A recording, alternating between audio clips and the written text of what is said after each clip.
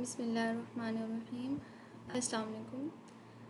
आज हम लोग करिकुलम के लेक्चर स्टार्ट करने लगे हैं। फ़ाइनल का आज हमारा फर्स्ट लेक्चर है और हम इसमें अर्ली चाइल्डहुड एजुकेशन के मॉडल्स देखने जा रहे हैं।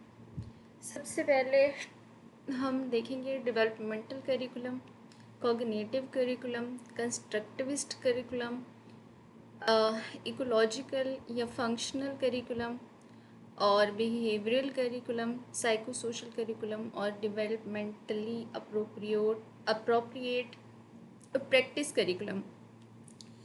अच्छा, वन बाय वन हम इनको डिस्कस करते हैं और इनके साथ देखते हैं कि ये ऊपर लिखा हुआ है कि ये बेस्ड ऑन थेरीस्ट, जो इनके पीछे थेरीज़ हैं, इनके पीछे फ़िलोसफ़र या साइकेट्रिस्ट हैं, उनको भी हम डिस्कस करते हैं कि वो किस तरीके से उन्होंने ये मॉडल्स दिए हैं। सबसे पहले हमारे पास है डेवलपमेंटल करिकुलम। डेवलपमेंटल करिकुलम जो है ये आर्नल्ड गैसल और उसके साथ हेलन एमन प्रूडा ने ये दिया था। और इनकी थ्योरी के अकॉर्डिंग ना पहले हम इस तरह करते हैं, ये देख लेते हैं कि ये आर्नल्ड गैसल जो हैं ये कहते क्या हैं। एक्चुअली आर्नल्ड गैसल कहते हैं कि जो एक बच्चा होता है ना, ये उसकी ना बायोलॉजिकल मेचॉरिटी की बात करते हैं कि एक जो बच्चा है उसको हमने देखना है कि वो किस प्रोसेस के थ्रू, बायोलॉजिकल प्रोसेस के थ्रू, मतलब जेनेटिक प्रोसेस के थ्रू बच्चा जो है वो ग्रो करता है। तो हमने उसके उस मेचॉरिटी लेवल को देखते हुए ना हमने उसके लिए करिकुलम डिज़ाइन करना है, उसकी बुक्स डिज़ाइन करनी है, उसको उस लिहाज से पढ़ाना है। तो a child is a product of the environment, but development is directed by a genetic blueprint.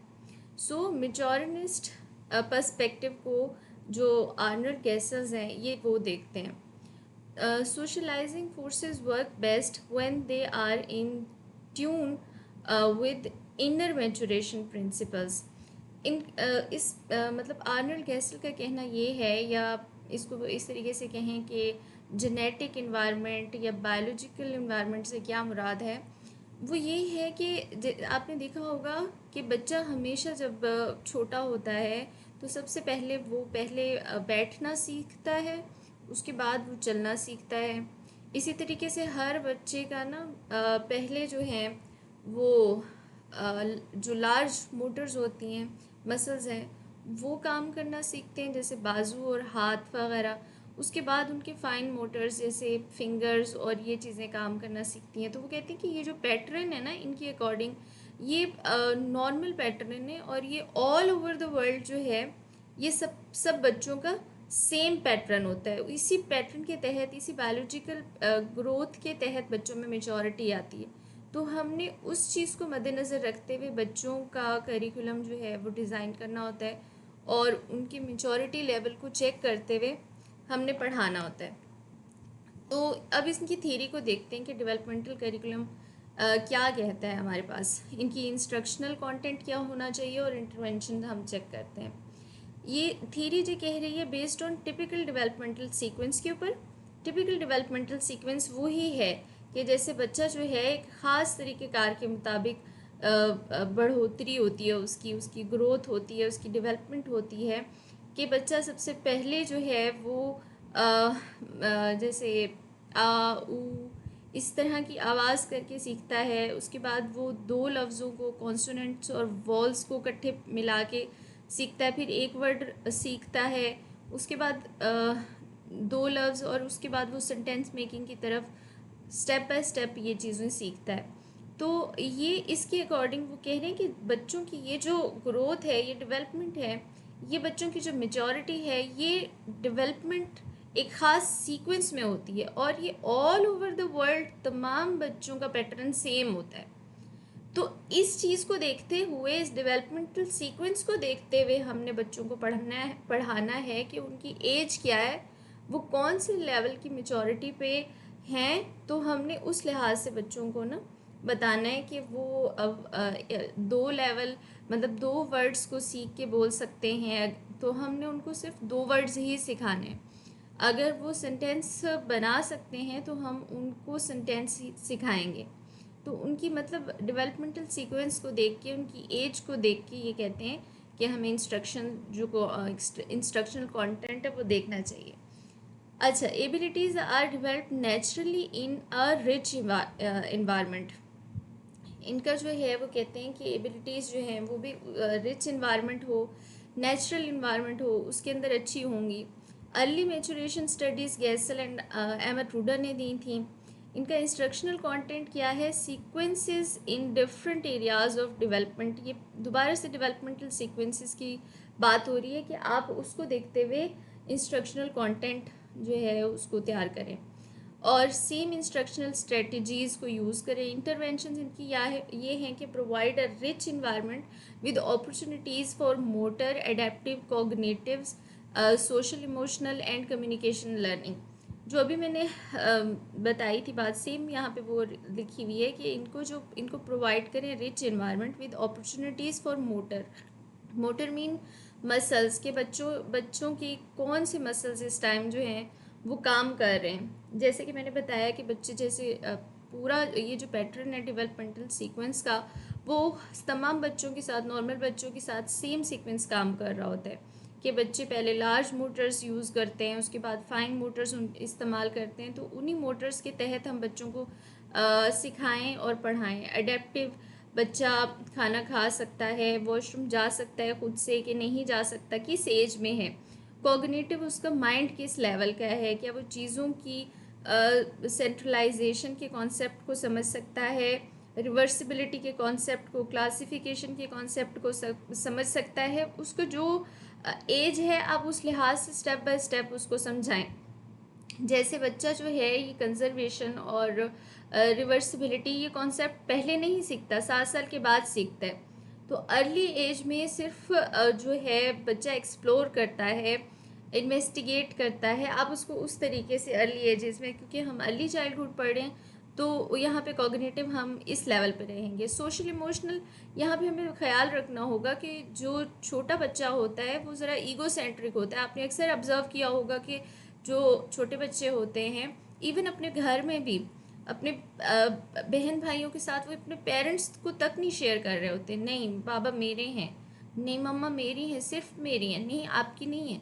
बड़े ईगो सेंट्रिक होते हैं। तो हमने इस चीज़ का भी ख्याल रखना है कि बच्चा कौन सी एज में है। तो आपने देखा होगा बहुत छोटे बच्चे, प्ले के बच्चे, अर्ली चाइल्डहुड एज में जो होते हैं, वो टीचर इसने मेरी ये चीज़ खींच ली, ये चीज़ ले ली, वो शेयरिंग और इस तरह की चीज़ों को भी नहीं समझ रहा होता। तो उनको फोर्स भी नहीं करना चाहिए, क्योंकि वो इस एज में है। जैसे जैसे वो स्टेप बाय स्टेप, मतलब हम वही बात करेंगे डेवलपमेंटल सीक्वेंस की, जब उस सीक्वेंस को अचीव कर लेंगे तो वो ऑटोमेटिकली शेयरिंग की तरफ खुद ब खुद आ जाएंगे। और हमने उनको ये सोशल इंट्रैक्शन और इमोशनल उनका जो इंट्रैक्शन है उसको हमने खुद से समझना है और स्टेप बाय स्टेप हर चीज़ को फॉलो करना है। किसी भी पैटर्न को हमने खुद से इम्पोज नहीं करना है। तो ये कह रहे हैं। एंड कम्युनिकेशन लर्निंग, और हमने वही कम्युनिकेशन लर्निंग का भी ख्याल करना है कि बच्चा कौन सी एज में है। वो एक लफ्ज़ सीखने की एज में है, सेंटेंस सीखने की एज में। यूजुअली 5 से 7 साल तक एक जो बच्चा है वो लर्निंग कंप्लीट जो है ना, कोई लैंग्वेज वो सीख जाता है। तो ये हमने भी ख्याल रखना है। नेक्स्ट हमारे पास है कॉग्निटिव करिकुलम। कॉग्निटिव करिकुलम ये जीन पियाजे का दिया हुआ है। कॉग्निटिव कहते हैं माइंड से रिलेटेड। अच्छा, कॉग्निटिव करिकुलम को समझने से पहले ना एक दफ़ा क्यों ना हम जीन पियाजे की ये कॉग्निटिव डेवलपमेंटल लेवल्स जो हैं उनको देख लें। उसके बाद हमें ये समझने में थोड़ी आसानी हो जाएगी। तो जीन पियाजे ने 4 स्टेजेस दी थी कॉग्निटिव डेवलपमेंट की। सबसे पहली स्टेज थी सेंसरी मोटर स्टेज, जो बर्थ से लेकर 2 ईयर तक होती है। इसमें नाम से पता चल रहा है कि इसमें बच्चे ना अपनी सेंसेस को यूज़ करते हुए ना उसकी लर्निंग होती है। मतलब टच के ज़रिए और देख के, सुन के, ठीक है, बोल के, ये जो सेंसेस है ना इसकी, इनको यूज़ करते हुए ना सेंसरी मोटर स्टेज में बच्चा सीखता है अकॉर्डिंग टू जीन पियाजे। तो उसके बाद प्री ऑपरेशनल स्टेज आती है 2 to 7 years. Pre operational stage के अंदर जो है बच्चा मतलब एक्सप्लोर करना, इस एज के छोटे बच्चों को ना हम मतलब वो कहते हैं लिटिल साइंटिस्ट, इनके अंदर बड़ी क्यूरोसिटी होती है कि वो क्यों, ये चीज़ क्यों हुई, ऐसे क्यों हुआ, वाई एज इसमें होती है।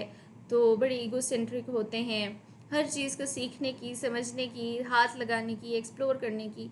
तो हमारे पास जो यहाँ पे फोकस होगा वो भी इसी प्री ऑपरेशनल स्टेज के ऊपर होगा, क्योंकि अर्ली चाइल्डहुड हम पढ़ रहे हैं तो हमारा फोकस भी इसी स्टेज के ऊपर होगा। हम इसको कॉग्निटिवली देखेंगे कि बच्चे का माइंड जो है ना वो किस तरह स्टेप बाय स्टेप चीज़ों को समझता है। तो उसके बाद कॉन्क्रीट ऑपरेशनल स्टेज आती है 7 to 11 ईयर। कॉन्क्रीट में बच्चा जो है वो उन चीज़ों के बारे में समझता है जिनको वो देख सकता है, उनके कॉन्सेप्ट्स को इजीली वो समझ सकता है, जिनको वो देख सकता है, समझ सकता है, महसूस कर सकता है।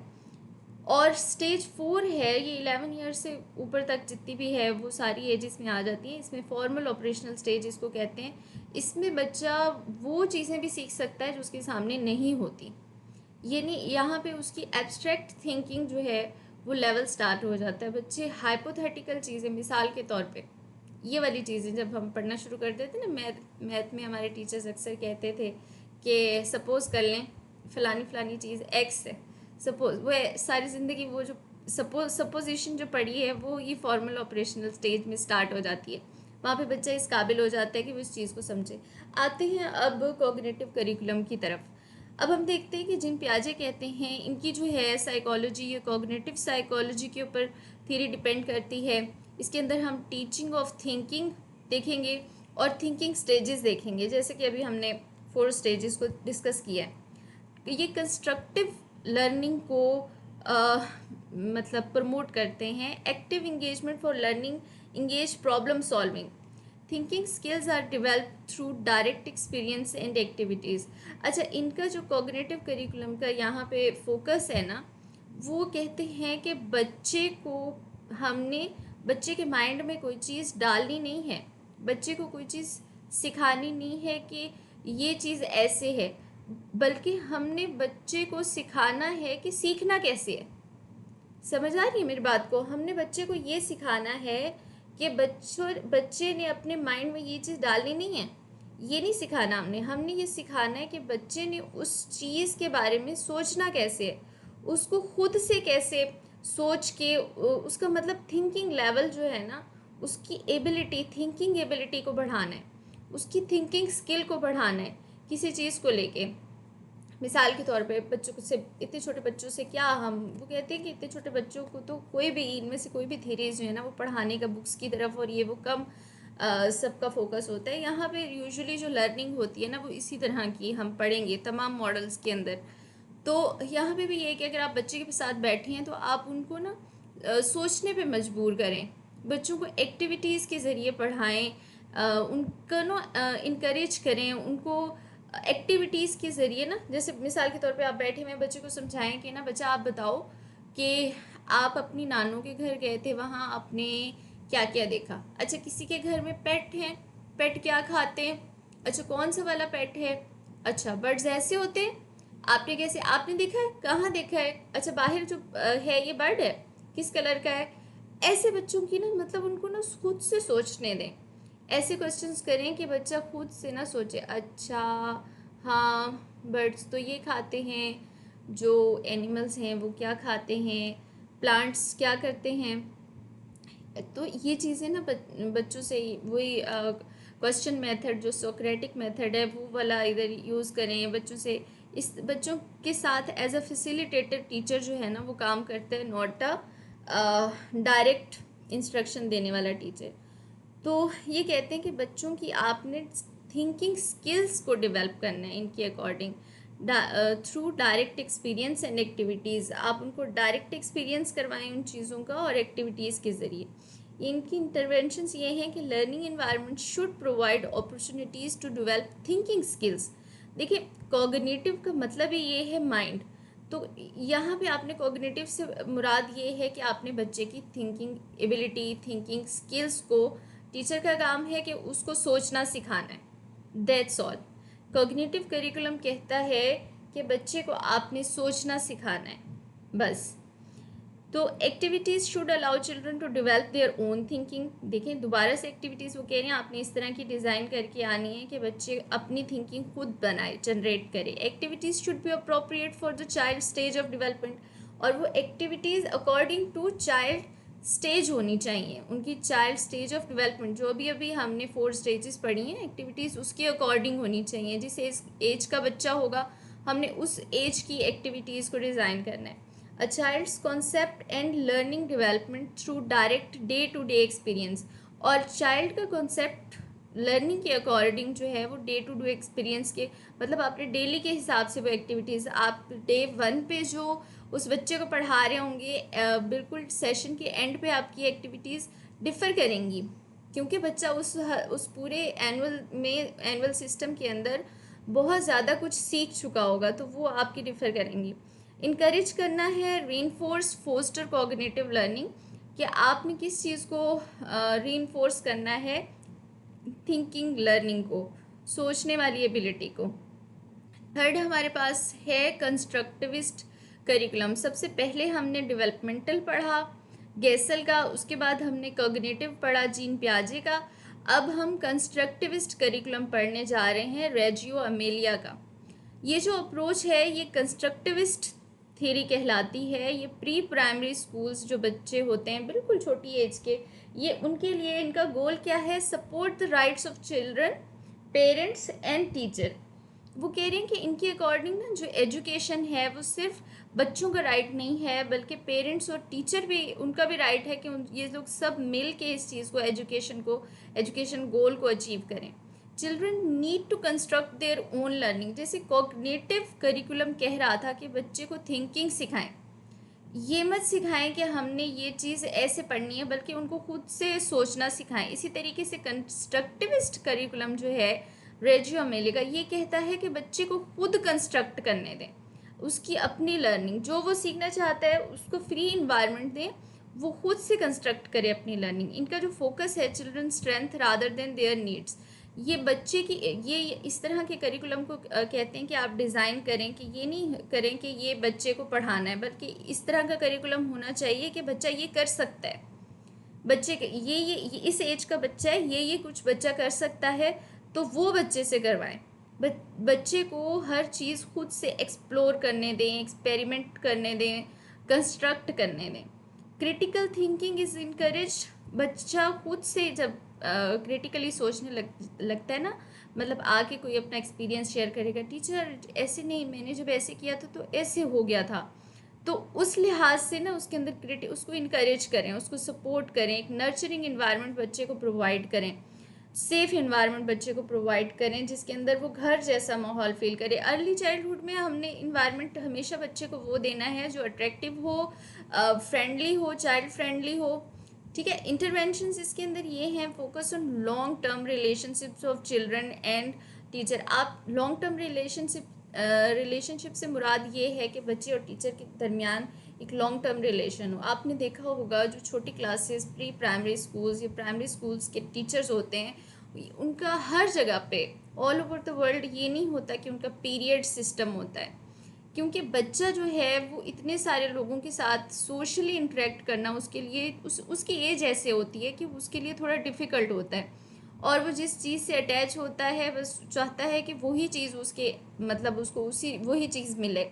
तो टीचर उसको वो प्रोवाइड करना चाहिए जो बहुत लंबे अरसे तक उसके साथ बॉन्ड और रिलेशन में रहे, उसके साथ बच्चा कंफर्टेबल हो जाता है। तो टीचर को उस बच्चे की और बच्चे को उसकी जो है ना वो टीचर की वो आदतों का, उनके बिहेवियर का, वो उसके साथ कंफर्टेबल हो जाता है पढ़ने में। हम जितना ज़्यादा न्यू टीचर्स देंगे बच्चे उतना ही ज़्यादा डिस्टर्ब होंगे, तो ये उस चीज़ की बात कर रहे हैं। Responsive environment to support the child's active learning. आपका जो इन्वायरमेंट है वो रिस्पॉन्सिव हो, जैसा कि चाइल्ड फ्रेंडली हो, चाइल्ड सेंटर्ड हो, अट्रैक्टिव हो, इंटरेस्टेड हो, इस तरह का हो कि बच्चा उसके अंदर अपनी चीज़ें एक्टिवली पार्टिसिपेट कर सके, बच्चा क्रिटिकल थिंकिंग कर सके, बच्चा अपनी चीज़ें खुद कंस्ट्रक्ट कर सके। Emphasis the importance of long term project that depict the children's ideas, जैसे arts, crafts, dance, theatre and puppetry.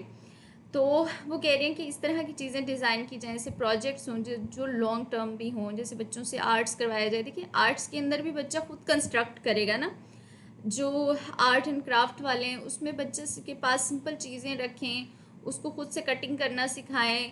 जैसे बच्चे जो हैं ग्रीटिंग कार्ड्स बना सकते हैं, पेंट के अंदर हैंड लगा के वो कार्ड के ऊपर कोई भी डिफरेंट कलर्स के साथ कोई पैटर्न बना सकते हैं। फिर बच्चों की डांस एक्टिविटीज़, वो क्यों, वो उनकी, जैसे कि हम लोगों ने गेसल के करिकुलम में भी देखा था, डेवलपमेंटल सीक्वेंस होता है, तो कैसे मोटर स्किल्स को हमने जो है वो एक्टिव करना है, फिजिकल चीज़ों को, तो उसमें डांस आ जाती है, थिएटर आ जाता है, रोल प्ले और पपेट्री, पपेट्स बना के बच्चों को जो है, बहुत पुराना मेथड होता था, लेकिन बहुत से कुछ स्कूल्स जो हैं वो इस चीज़ को अभी भी फॉलो करते हैं कि बच्चे उसके साथ बहुत एक इंटरेस्टिंग भी हो जाता है, खुश भी हो जाते हैं, साथ में उनको वो स्किल भी आ रही होती है। तो इस तरह के लॉन्ग टर्म प्रोजेक्ट्स जो हैं वो रेजियो अमेला डिस्कस करती हैं, और ये इनकरेज करती हैं the creation of strong ties with families in communication, के फैमिलीज़ के साथ और जो हमारी कम्युनिटीज़ हैं उनके साथ भी एक स्ट्रॉन्ग रिलेशन रखना चाहिए, इसको इनकरेज करना चाहिए, ताकि ये सारी चीज़ें मिल के जो है एक बच्चे के ऊपर असरअंदाज होती हैं। लिहाजा रेजियो मिला क्या करती हैं, इनकी जो अप्रोच है वो कंस्ट्रक्टिविस्ट अप्रोच है। प्री प्राइमरी स्कूल्स के ऊपर ये इनकरेज करती हैं पेरेंट्स, टीचर, चिल्ड्रन सबको इनके राइट को, और ये कंस्ट्रक्ट देयर ओन लर्निंग के ऊपर बिलीव करते हैं, इसको प्रमोट करते हैं। इनका फोकस लॉन्ग टर्म रिलेशन के ऊपर है। वो कहते हैं करिकुलम इस तरह का हो जिसके अंदर चिल्ड्रन की स्ट्रेंथ्स को देखा जाए, ना कि उनकी नीड्स को। मतलब आपको क्या पता बच्चे की क्या नीड है, तो आप अपनी तरफ से जितना भी अच्छा करिकुलम डिज़ाइन कर सकते हैं, लेकिन आप उसको छोड़ दें, आप बच्चे की स्ट्रेंथ्स को देखें कि बच्चा क्या कर सकता है, आप उसको खुद से करने दें। ज़्यादातर इनका emphasis arts, crafts, dance, theatre and puppetry पे है, और ये ना सिर्फ बच्चे के ऊपर फोकस है इनका, बल्कि फैमिलीज़ और कम्युनिटीज़ को भी कहते हैं कि उनके साथ अच्छा रिलेशन, स्ट्रॉन्ग रिलेशन होना चाहिए। हमारे पास फोर्थ है इकोलॉजिकल फंक्शनल करिकुलम। फर्स्ट हमने कौन सा पढ़ा था, डेवलपमेंटल करिकुलम गैसल का। उसके बाद हमने कॉग्निटिव करिकुलम पढ़ा था जीन पियाजे का। उसके बाद हमने देखा है अभी रिसेंटली कंस्ट्रक्टिविस्ट करिकुलम रेजियो अमेलिया का। अब इकोलॉजिकल फंक्शनल करिकुलम की तरफ जाने से पहले ना हम इसकी थीरी को देख लेंगे कि इकोलॉजिकल थीरी है क्या। वो जब हमें समझ में आ जाएगी ना, तो इंशाल्लाह ये करिकुलम भी हमें समझ में आ जाएगा। ये ब्रॉन फेन ब्रेनर्स इकोलॉजिकल सिस्टम मॉडल 1979 में प्रेजेंट किया गया था। इसमें आप देख रहे हैं कि ये दरमियान में एक इंडिविजुअल, एक छोटा सा बच्चा है। तो आप देखिए कुछ चीज़ें हैं जो डायरेक्ट इस बच्चे के साथ लिंक हैं, इस सेकंड वाले सर्कल के अंदर, जिसको इसने नाम दिया, मतलब 5 स्टेजेस इसने दी थी ब्रॉनफेन ब्रेनर ने ना, 5 स्टेजेस दी थी जिनको उसने नाम दिया था माइक्रो सिस्टम, मीजो सिस्टम, एक्सो सिस्टम, मैक्रो सिस्टम और क्रोनो सिस्टम। सबसे पहले जो माइक्रो सिस्टम है ना, ये वो सिस्टम होता है जो उस चाइल्ड के साथ डायरेक्ट लिंक होता है, जैसे कि पेरेंट्स, ठीक है। फिर पेरेंट्स के बाद जब मतलब पेरेंट्स के साथ एक माइक्रो सिस्टम, बच्चा ना अपने घर में जो उसके साथ डायरेक्ट उसके सिबलिंग्स हैं, उसके पेरेंट्स हैं, वो एक माइक्रो सिस्टम बनाते हैं। उसके बाद बच्चा जब स्कूल जाता है, जो उसके मेंटोर होते हैं वो उसके साथ डायरेक्टली लिंक होते हैं, ये उसका माइक्रो सिस्टम है। उसका स्कूल, उसके जो फ्रेंड्स हैं, पीयर्स हैं, ये सब माइक्रो सिस्टम के अंदर आते हैं, ये इसके साथ बच्चा डायरेक्टली लिंक्ड होता है। मीज़ो सिस्टम क्या है, इस तरह के छोटे छोटे जो माइक्रो सिस्टम्स हैं, ये देखिए जो बच्चा है ना, ये जिन चीज़ों के साथ डायरेक्टली लिंक है, यानी कि ये जो पेरेंट्स हैं, जो घर है, ये बच्चे का एक माइक्रो सिस्टम है। ये स्कूल बच्चे का माइक्रो सिस्टम है। ये जो उसके फ्रेंड्स हैं, प्ले ग्राउंड में जाके डेली रूटीन में उसके जो फ्रेंड्स काम कर रहे हैं, ये इसका माइक्रो सिस्टम है। जब ये माइक्रो सिस्टम मिलते हैं, सबका आपस में इंटरेक्शन होता है, टीचर पेरेंट मीटिंग हो रही है, या फिर वही वाले बच्चे जो हैं पार्क वाले, वो सब जो उसके स्कूल के बच्चे हैं, कोई पार्टी हो गई है, कोई इवेंट हो गया है, सबका आपस में कोई इंटरेक्शन है, तो ये माइक्रो सिस्टम मिल के मीज़ो सिस्टम, ये थर्ड जो सर्कल बन रहा है ना, ये बनाते हैं। अच्छा, यहाँ तक हो गया। उसके बाद एक्सो सिस्टम। एक्सो सिस्टम जो है ये बच्चे के साथ डायरेक्ट लिंक नहीं कर रहा, देखें डायरेक्टली बच्चे के साथ लिंक नहीं कर रहा, लेकिन ये बच्चे के सिस्टम, बच्चा इस सिस्टम का असर ज़रूर हो रहा है। ये इनडायरेक्ट है बट पावरफुल इन्फ्लुएंस है, इसका असर ज़रूर होता है। Suppose future care system, foster care system, या फिर सपोज इस बच्चे के फादर जो हैं उनकी सैलरी इंक्रीज हो गई है, जाहिर सी बात है उसका बच्चे के ऊपर असर होगा, इनडायरेक्ट असर होगा, लेकिन ज़रूर उसका लाइफस्टाइल चेंज हो जाएगा, उसके पहनना उठना बैठना ये चेंज हो जाएगा।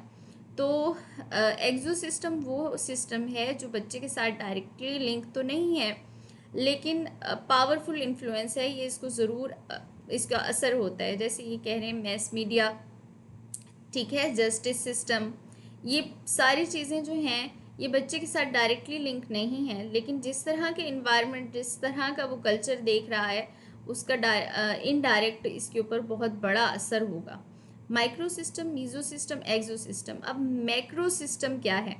मैक्रो सिस्टम उस नेशन में जिसमें वो रह रहा है वहाँ का कल्चर कैसा है, वहाँ का ट्रेडिशन कैसा है, लोग कैसे हैं, इन्वायरमेंट कैसा है, इकोनॉमी लैंडस्केप क्या है, ये मैक्रो सिस्टम है।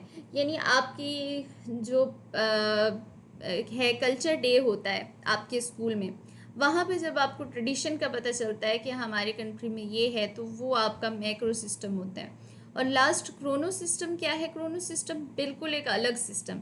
ये देखिए यहाँ पे कोई आपको चीज़ नज़र नहीं आ रही, जब आप बिल्कुल एक न्यू सिस्टम में चले जाते हैं तो उसको क्रोनो सिस्टम कहते हैं। खुदा ना खास्ता जैसे पेरेंट्स की डिवोर्स हो जाती है तो एक बच्चे को बिल्कुल एक अब नई चीज़ें, नई दुनिया, नई चीज़ फेस करनी पड़ रही होती है। फीमेल्स के मामले में या मेल्स के मामले इस तरीके से देखा जाए, जैसे उनकी शादी हो जाती है तो पहले का उनका बिल्कुल एक अलग इन्वायरमेंट होता है, फिर वो बिल्कुल अलग दुनिया में अलग रिस्पॉन्सिबिलिटीज़ में चले जाते हैं, तो वो क्रोनो सिस्टम होता है। सपोज़ किसी के पेरेंट्स की डेथ हो जाती है खुदा न खास्ता, तो फिर उनका बिल्कुल इन्वायरमेंट जब चेंज हो जाता है, पहले से बिल्कुल माइक्रो सिस्टम जैसे उनके साथ डायरेक्टली चीज़ें लिंक थी, अब कुछ और बन गई हैं, न्यू सिस्टम में या शिफ्ट कर लेते हैं, किसी और मुल्क में चले जाते हैं, तो वो क्रोनो सिस्टम कहलाता है। अब ये इकोलॉजिकली चीज़ें जो हैं ये इफ़ेक्ट करती हैं एक चाइल्ड के ऊपर। अब हम उसको डिटेल में देखते हैं कि ये करिकुलम हमसे क्या कहना चाहता है। इकोलॉजिकल या फंक्शनल करिकुलम जो है ये कहता है कि childrens must live and learn in many different environments like home, school, neighbourhood and so on. क्योंकि वो कहता है कि बच्चे ने इन सब के दरमियान उसके इन्वायरमेंट में ये सारी चीज़ें इन्वॉल्व हैं, इसलिए उसका इनका जो करिकुलम है ना वो फोकस करता है कि आप ऐसा करिकुलम पढ़ाएं जिसमें वो ये इन चीज़ों के बारे में उसको मतलब जो भी सिखाएं वो इन सब चीज़ों को अप्लाई कर सके, होम में भी, स्कूल में भी, नेबरहुड में भी, अपने पीयर्स के साथ भी। तो बच्चे को ऐसी स्किल्स सिखाएं जो इन सब जगहों पे अप्लाई होती हों, इकोलॉजिकली फ्रेंडली हों। फंक्शनल करिकुलम होना चाहिए, मतलब जो चीज़ें आप उसको सिखा रहे हो उनका कोई मकसद भी होना चाहिए, उसका कोई जाके इम्प्लीमेंटेशन भी होनी चाहिए रियल लाइफ के अंदर। ये प्रमोट करते हैं फैमिली प्रायोरिटीज़ को, डाइवर्सिटी को, फैमिली कल्चर को, लैंग्वेज को, वैल्यूज़ को एंड एथनिक बैकग्राउंड्स को। जैसे कि अभी मैंने इस थ्योरी का बैकग्राउंड आपको बताया है, उसके अकॉर्डिंग आपको पता चल रहा होगा कि इनका जो है फोकस करिकुलम का, वो ये कहते हैं मिसाल के तौर पे कि आप जो है बच्चे को सिखाएं कि बड़ों का अदब करना है, रिस्पेक्ट करनी है, या बात अगर कोई बड़ा कर रहा हो या कोई भी बात कर रहा हो तो उसको खामोशी से सुनना है। तो बच्चा उसको हर जगह पे अप्लाई कर सकता है। आप बच्चे को बताएं कि जो हमारे नेबर्स होते हैं वो भी हमारे फैमिली की तरह होते हैं, तो हमें उनका ख्याल रखना होता है। जब हम शॉपकीपर के पास कोई चीज़ लेते हैं या किसी मॉस्क में जाते हैं या किसी के घर जाते हैं तो हमें वहाँ पे ग्रीटिंग्स कैसे करनी है। तो बच्चा ये ऐसी चीज़ें हैं जिनको बच्चा हर जगह पे अप्लाई कर सकता है। अस्सलाम वालेकुम वो हर जगह पे जाके कह सकता है, तो किसी से भी। तो ये वो कहते हैं ऐसा करिकुलम हो जो फंक्शनल हो और इकोलॉजिकल हो, जो बच्चे के इन्वायरमेंट के अंदर इजीली एप्लीकेबल हो। Intervention activities should be functional, बार बार यही बात हो रही है, curriculum should be functional and provide a good match between school environment and the child, वो इन्वायरमेंट फ्रेंडली हो, meaningful in current and future settings, ना सिर्फ उसको करंट सिचुएशंस में वो हेल्प करे, फ्यूचर के लिए भी उसके लिए मीनिंगफुल हो. Children should learn the benefits of today's culturally and linguistically diverse society. देखें, जैसे हम एक एक्टिविटी करवा लेते हैं इकोलॉजिकल फंक्शन को समझते हुए कि बच्चा जिस कम्युनिटी में बैठा हुआ है उसके साथ जो उसके पीयर्स हैं, टीचर इनकरेज करे कि आपकी क्या लैंग्वेज है, आपकी मदर टंग क्या है, अच्छा पंजाबी हैं, आपकी मदर टंग क्या है, सिंधी हैं, अच्छा आपकी मदर टंग क्या है, सराइकी हैं, ओह दैट्स ग्रेट. अब हम क्यों ना हम थोड़ा सा टाइम ऐसा रखेंगे जिसमें हम एक दूसरे की लैंग्वेजेस को सीखेंगे. कुछ छोटे छोटे बच्चों के अंदर ना कमाल की पावर होती है लैंग्वेजेस सीखने की, और ये देखा गया है साइंटिफिकली कि जो बच्चे ज़्यादा, कोई बच्चा है उसके पास ज़्यादा नॉलेज है, मुख्तलिफ लैंग्वेजेस वो बोल सकता है, तो वो उस बच्चे की निस्बत जो कम लैंग्वेजेस बोलता है ज़्यादा इंटेलिजेंट होता है. सो आप लोग इस तरीके से ना कल्चरली एक रिस्पेक्ट पैदा होती है बच्चे के अंदर कि वो तमाम कल्चर्स की रिस्पेक्ट करना सीखता है, सब चीज़ों को अच्छा सीखता है. इस तरह की लर्निंग से एक पीसफुल एटमॉस्फेयर हम बहुत स्टार्ट से ही देना शुरू कर देते हैं. तो इकोलॉजिकल फंक्शनल करिकुलम हमें ये कहता है. अभी तक हमने देखा है सबसे पहले डेवलपमेंटल सीक्वेंस करिकुलम गेजल का, उसके बाद कॉग्निटिव करिकुलम जीन पियाजे का, उसके बाद हमने कंस्ट्रक्टिविस्ट करिकुलम पढ़ा था रिजियो अमेलिया का, फिर अभी अभी हमने फंक्शनल करिकुलम या इकोलॉजिकल करिकुलम पढ़ा है ब्रैनफर्न लैंड का. तो अब हम लास्ट जो है फिफ्थ जो है ये बिहेवियरल करिकुलम देखने लगे हैं. बिहेवियरल करिकुलम एक्चुअली ना ये B.F. स्किनर का दिया हुआ है. B.F. स्किनर, आइवॉन पावलोव, ये बड़े फेमस नाम हैं, ये बिहेवियरिस्ट हैं. इनके अकॉर्डिंग इनका मोस्ट जो फोकस है वो है जी बिहेवियर के ऊपर. बच्चे का बिहेवियर चेंज हो, चेंज इन बिहेवियर जो है ये उसकी बात करते हैं. तो इनका और बिहेवियरिस्ट आपने देखा होगा जितने भी हैं उनका मेन फोकस होता है इन्वायरमेंट पे. वो कहते हैं बच्चा सब कुछ अपने इन्वायरमेंट से सीखता है. तो आपने इन्वायरमेंट ऐसा प्रोवाइड करना है, आपका मेंटोर ऐसा बच्चे के पास होना चाहिए जिससे बच्चे की लर्निंग होगी. इन्वायरमेंट का बहुत असर होता है. तो बिहेवियरल थ्योरी जो है ये कहती है child's behaviour can be enhanced by changing and managing the events in the child environment. ऐसा जैसा आप चाइल्ड इन्वायरमेंट देंगे उसी लिहाज से बच्चे का जो बिहेवियर है वो चेंज होगा और मैनेज किया जाएगा. To foster effective learning the environment should be structured, manipulated and managed. आपका इन्वायरमेंट स्ट्रक्चर्ड होना चाहिए, मैनिपुलेटेड और मैनेज्ड होना चाहिए. ऑब्जेक्टिव्स क्या हैं इनके ऑब्जेक्टिव्स हैं teaching the child functional, age appropriate and useful skills आपने सिखानी है. Teachers implement structured direct instruction and behavior management techniques, shaping, promoting, reinforcing, assessment the child's skills, frequency assessment and collection of data modification. Behavioral curriculum overall क्या कहता है? ये कहता है कि बच्चे को आप डायरेक्ट इंस्ट्रक्शन दें. इसके बरक्स जो हमने बाकी करिकुलम देखे हैं उसमें डायरेक्ट इंस्ट्रक्शंस नहीं थी. इतने छोटे बच्चे को वो कहते हैं कि डायरेक्ट इंस्ट्रक्शंस बजाय इसके कि आप डायरेक्ट इंस्ट्रक्शंस दें, बच्चे को खुद एक्सप्लोर करने दें. हमने देखा कि कॉग्निटिव करिकुलम कह रहा था कि बच्चे की खुद थिंकिंग एबिलिटी को जनरेट करने दें, रेजियो अमेलिया का खुद कंस्ट्रक्ट करने दें उसकी अपनी लर्निंग को. तो यहाँ पे जो है बिहेवियरल करिकुलम ये कहता है बच्चे को डायरेक्ट इंस्ट्रक्शंस दें, बड़ी क्लियर इंस्ट्रक्शंस दें. आज हम ये पढ़ने जा रहे हैं, आज हम ये सीखने जा रहे हैं, आपने ऐसे क्यों बनानी है. अब जब मैं आपको बोलूँगी कि आप लोग क्यों बना के बाहर जाएं तो आपने ये इन चीज़ों को फॉलो, मतलब बिल्कुल क्लियर इंस्ट्रक्शंस होनी चाहिए, डायरेक्ट इंस्ट्रक्शंस होनी चाहिए, एक्सप्लिसिट इंस्ट्रक्शंस होनी चाहिए इनके अकॉर्डिंग, ताकि बच्चे को शेपिंग की जा सके, उनकी प्रॉम्प्टिंग की जा सके और रीइंफोर्स किया जा सके. रीइंफोर्स मतलब ये बिहेवियरल करिकुलम कहते हैं कि बच्चे को सज़ा जज़ा के कॉन्सेप्ट से ज़रिए पढ़ाया जाए. बच्चा अगर कोई अच्छा काम कर रहा है तो उसको प्रेज़ किया जाए, इनकरेज किया जाए, उसको रिवॉर्ड दिया जाए, जिससे उसकी लर्निंग जो है ये इन्हेंस होती है। आप गाहे बगाहे फ्रिक्वेंटली उसकी असेसमेंट भी करते रहें कि उसके अंदर स्किल्स डेवलप हो रही हैं कि नहीं हो रही हैं। बिहेवियरल अप्रोच टू इंस्ट्रक्शंस के लिए ये कहते हैं आइडेंटिफाई अ बिहेवियरल गोल और स्किल डेफिशिएंसीज, कि कहाँ पे स्किल डेफिशिएंसी आ रही है तो हमने उसको आइडेंटिफाई करना है। Conduct a task analysis of the skills to be taught, आपने जो चीज़ें सिखानी है वो टास्क स्टेप बाय स्टेप, यानी कि वो आप अपनी ना बना के आए, लेसन प्लान अपना तैयार करके आए कि आज हम क्या पढ़ने और सीखने जा रहे हैं। टीच डायरेक्टली, जैसे कि यहाँ पे भी जिक्र था कि डायरेक्ट इंस्ट्रक्शंस दें until skill behaviour is mastered. ये प्रैक्टिस के ऊपर बिलीव करते हैं, यानी कि अगर आपने बच्चे को अल्फ़ाबेट ए सिखाया है तो आप डेली उसकी प्रैक्टिस करवाएं जब तक कि बच्चे के अंदर उस चीज़ की स्किल या वो मास्टरी आ ना जाए, उनके बिहेवियर में वो चीज़ आपको नज़र आने ना लग जाए कि बच्चा विदाउट हेल्प भी यानी कि बच्चे की बात हो रही है स्कैफोल्डिंग की, कि आप उसको टेम्प्रेरी हेल्प तब तक देंगे जब तक कि बच्चा खुद से करने के काबिल ना हो जाए। फिर आपने उसको इवेल्युएट भी करना है कि बच्चा के अंदर वो स्किल्स और वो चीज़ें एक्वायर कर भी रहा है कि नहीं। नेचुरलिस्टिक अप्रोच जो है ये है जी, Jean Jacques Rousseau naturalist founder थे।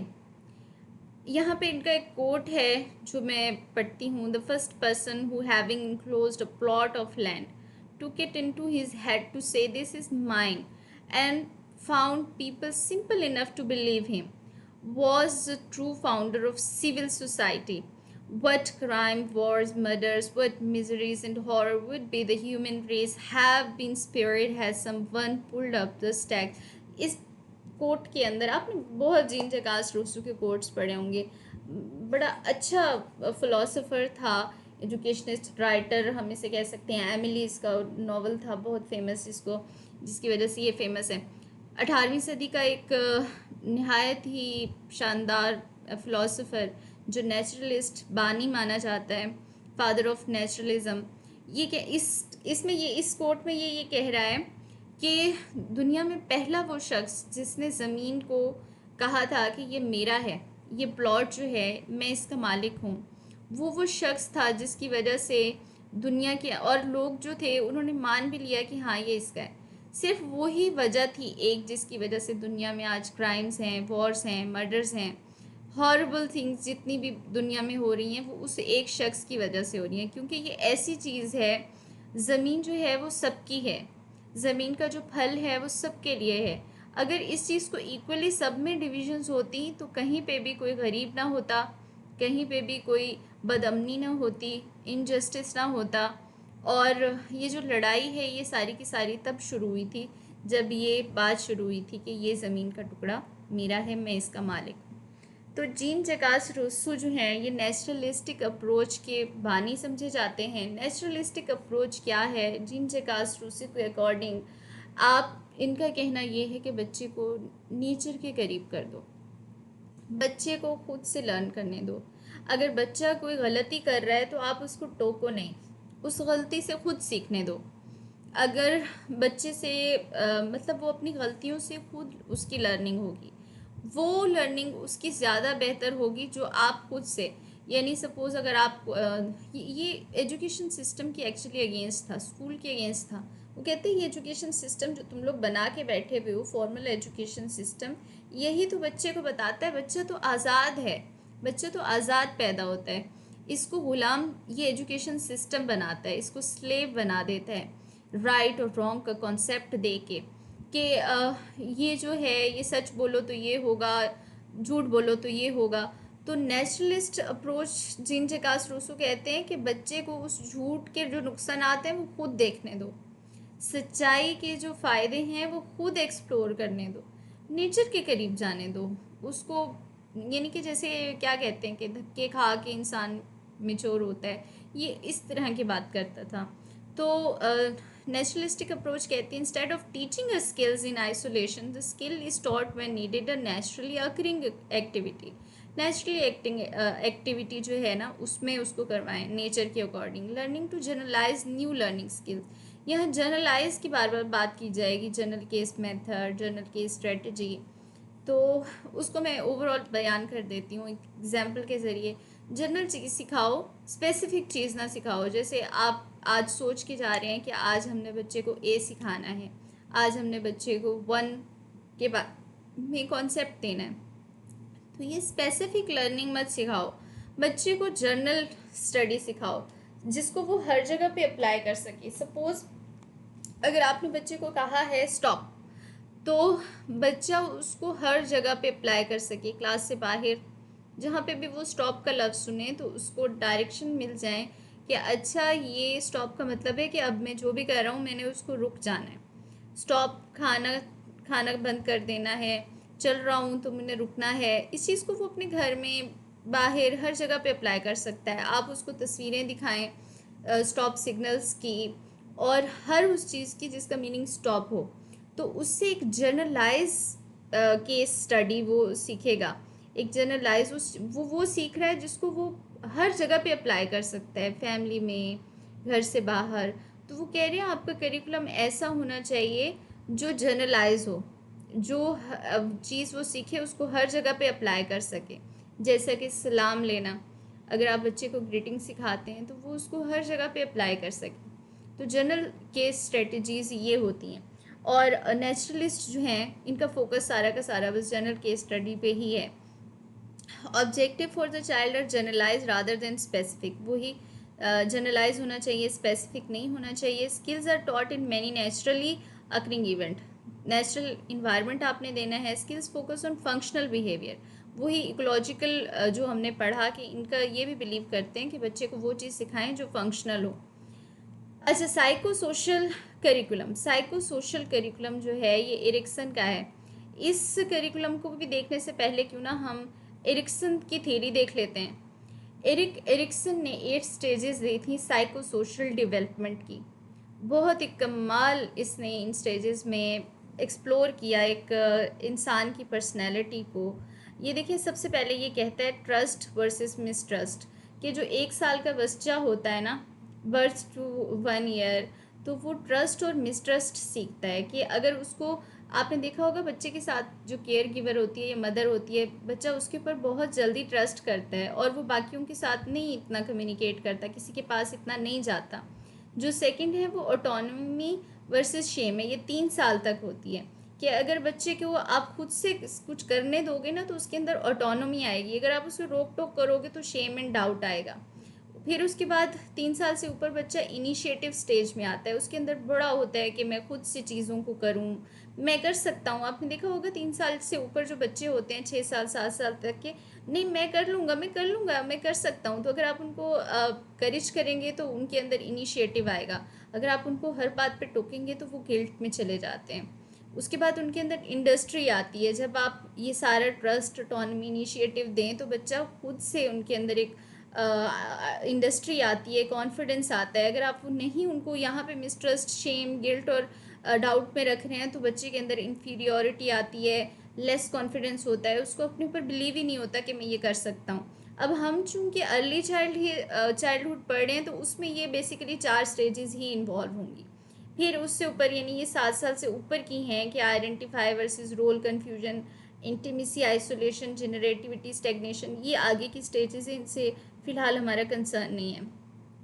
तो साइको सोशल करिकुलम ये कहता है modification of Erikson's theory in need drive theory, children's basic needs are relationship focused. ये कहते हैं कि रिलेशनशिप, ये देखिए साइको सोशल, कि सोशल जो इन्वायरमेंट है ना ये बच्चे के ऊपर बहुत ज़्यादा असर करता है। तो बच्चा जिस एज का है ना, आप उस एज के अकॉर्डिंग उसको डील करो। अगर आप उसको वो चीज़ें नहीं करने दोगे जो वो करना चाहता है, जो उसकी एज की डिमांड है, तो बच्चे के अंदर वो साइड इफ़ेक्ट्स आएंगे जो कि इसने यहाँ mistrust, shame, doubt, guilt, inferiority में एक्सप्लेन किया है। तो ये वो चीज़ों से ये बचाने की कोशिश के लिए इसने ये वो 8 स्टेजेस दिए हैं। Emphasis the child's emotional and social development and growth, इनका ज़्यादा एम्फेसिस है बच्चे के इमोशनल, सोशल और उनकी इमोशनल ग्रोथ पे, सोशल डेवलपमेंट ग्रोथ पे इनका ज़्यादा फोकस है। Focus on relationship issues, socially बच्चा जो है ना उसके ऊपर बहुत ज़्यादा इंट्रैक्शन करता है, उसका पेयर्स इनका इन्वायरमेंट कैसा है, उसके पेरेंट्स का, घर का बैकग्राउंड, टीचर कैसा है, इनकरेज करने वाला है या डीमोटिवेट करने वाला है, ये चीज़ें बहुत इसके ऊपर वो कहते हैं कि इसके ऊपर फोकस होना चाहिए। अ सपोर्टिव इन्वायरमेंट प्रोवाइड, जितना सपोर्टिव इन्वायरमेंट होगा डेवलपमेंट ऑफ रिलेशनशिप्स अच्छी होंगी, working through emotional issues better होगा। Teachers incorporate awareness and attention to preschooler sense of autonomy and self assertion into delay activities, कि teachers को ज़रूर इन चीज़ों के बारे में होना चाहिए कि हमने कैसे बच्चे के अंदर ऑटोनमी और सेल्फ असर्शन लेके आना है। Incorporated by agencies, schools and centres to help children with emotional and social disabilities, के कुछ बच्चे जो सोशली मतलब डिसेबल होते हैं, शाय होते हैं, इंट्रैक्शन में उनको मुश्किल होती है बाकी उनकी निस्बत, तो हमने एजेंसीज़ जो हैं स्कूल्स को उनके साथ भी इंटरेक्ट करना चाहिए ताकि बच्चे के अंदर हम ये चीज़ें लेके आएँ। उसके बाद लास्ट हमारे 2 टॉपिक हैं, IEP एंड IFSP। तो ये थोड़े डिटेल से समझने वाले हैं, इसको नेक्स्ट पार्ट में हम कवर करते हैं।